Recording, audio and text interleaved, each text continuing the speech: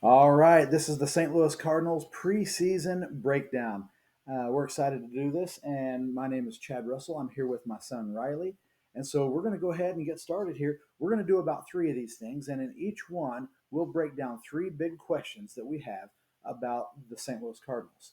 We're going to start today by talking about the offseason acquisitions. So, my question is to Riley: did the Cardinals do enough this offseason to win the division? What do you think? Um, I think we could have done more, and I think we definitely got our biggest need, Wilson Contreras.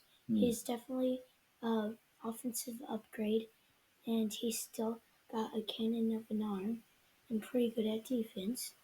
But I think we still need to get a good ace, like a really good top starting pitcher. I know we got a few minor bullpen guys that aren't that good, but I still think we can win the division because the teams in our division aren't really doing that. Yeah, it was a pretty quiet offseason, all things considered, for the St. Louis Cardinals. They did make the addition of Wilson Contreras, which is a big offensive upgrade. Nobody is going to be able to match what Molina does defensively, but I do like the arm of Contreras. Definitely. You did kind of hope that they were going to get that ace level starting pitcher, but that never materialized. And what that tells me is that the Cardinals really like the guys they've got. They like the young outfielders. They like some of the young pitchers. They're excited to see what they're going to give us. And so in this case, no move may be the right move. We're seeing offensive production added by Contreras. We're seeing a possibly resurgent Jack Flaherty who can claim that ace role if he comes back and is as strong as he should be. So I'm with you. I think the Cardinals did what they had to do, and they're speaking volumes by not doing anything else. They trust the team that they have, and that's exciting. They get to see things that we don't always get to see, and I look forward to. I hope they convince me. Right, I look forward to seeing what they are doing and how they're going to fill that role. So, with that said, the next segment, before we get to it, we have to thank our sponsors, don't Our sponsor is Prime Water. It's a very good hydration drink and it has many different flavors. One of my favorites is Ice Pop, which is this one, but there's other ones. There's actually a lot of. we? Yeah, really good stuff. Really hard to find, so a lot of people are drinking it. But we're big fans in our household. So, all right, now that we have taken care of our sponsors, let's go ahead and talk about the projected lineup. Fangraphs has the projected lineup against righties, and so that's the one we're going to look at here as Tommy Edman, Wilson Contreras, followed by Goldschmidt, Arenado, and O'Neill, and then Carlson, Yepes as the DH, with Nootbaar and Donovan wrapping things up. What do you think about the makeup of our projected lineup? Well, I like Tommy Edman leading us off. I don't know about Wilson Contreras.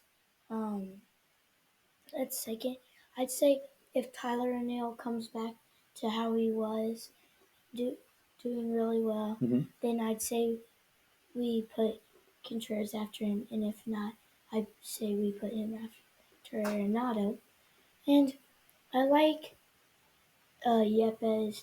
I think if Dylan Carlson is back, I'd like to put him there.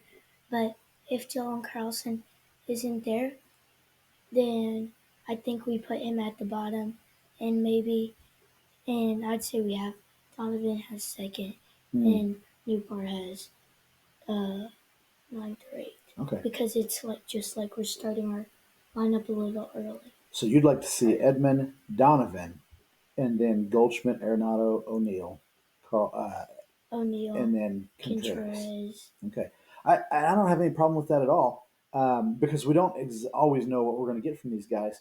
I like what you said about having Nootbaar bat ninth. Donovan or Nootbaar, either one, have so much speed that it is. It's like turning our lineup over again. And they're going to be high on base kind of guys. They're going to be pesky. They're going to walk. They're going to hit for contact, and they're going to find ways to get on. One thing that I really like about this lineup is the balance that it has. Not lefty righty balance, but balance between the the speed and the power. I love Edmund, Newtbar, Donovan, O'Neill when he's healthy. Even Carlson has speed on the base paths, and they're going to make things happen. That speed is going to put pressure on the defense, and they're going to find ways to manufacture runs. Going back to the 80s, I love that Whitey ball, and I can see some flashes of that here with this team. But it's not without its power. Contreras is going to hit 20 plus home runs. Goldschmidt is going to hit 30 plus home runs. Arenado is going to be right around that 30 number, I think. And O'Neill, who knows? If he comes back the way he should, the way he was doing, then we could see, 20 plus, maybe even 30 home runs out of him. So the balance of this lineup between speed and power gives us a lot of different options. And Ali Marmol is a guy who likes to play around with the numbers. He's going to play the matchups. So are we going to see the same lineup day after day? I don't think so. I think he's definitely going to be changing it up all the time. I don't think you're going to see the same lineup. Like, I think we're going to see Jordan Walker in there sometime in the middle of the year, Hmm. because unless he blows up in spring training. Because if Jordan Walker comes up, I want him to stay. I don't want him to go back down and then come back up. And that's kind of the wild card in this scenario is we know we have Dylan Carlson, Jordan Walker waiting in the wings.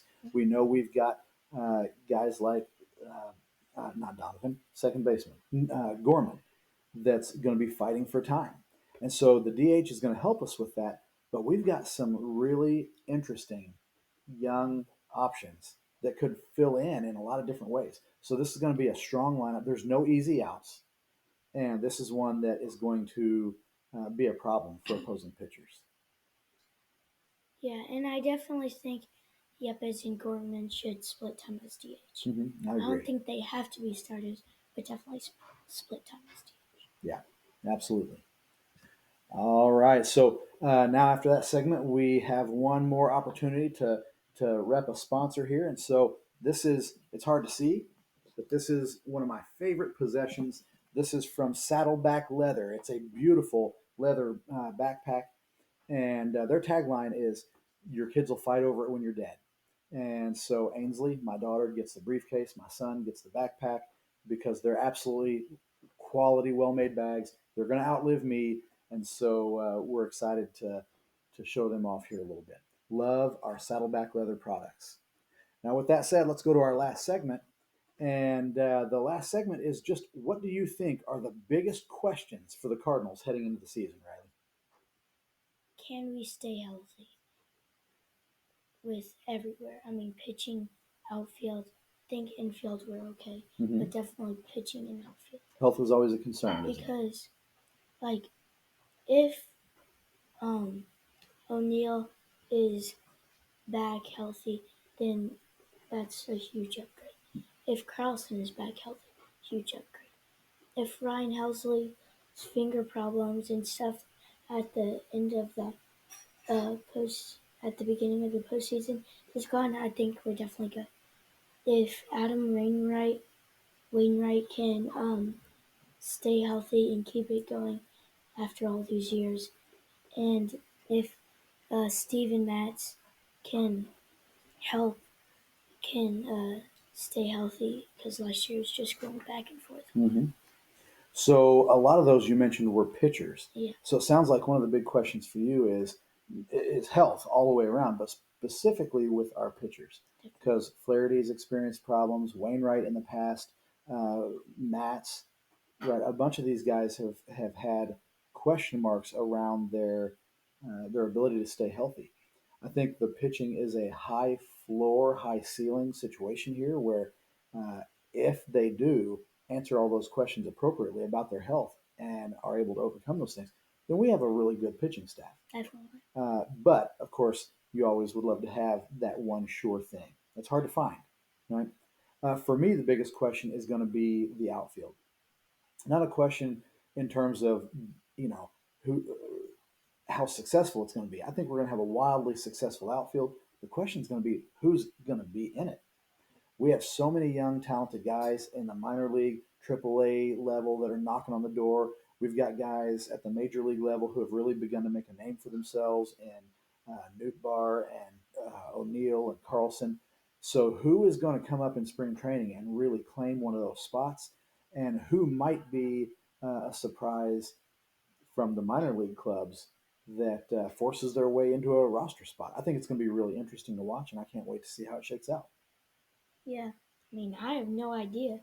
I think it could be anybody, so who knows? Yeah, even guys like Moises Yeah, Gomez, right, who really showed out big. A lot of these guys, I think, are going to start off in the minor leagues, but they're going to make it hard for the Cardinals to say no. And when there's an injury, I love the fact that it's going to be next guy up because we have the depth that other teams just don't have. Yeah.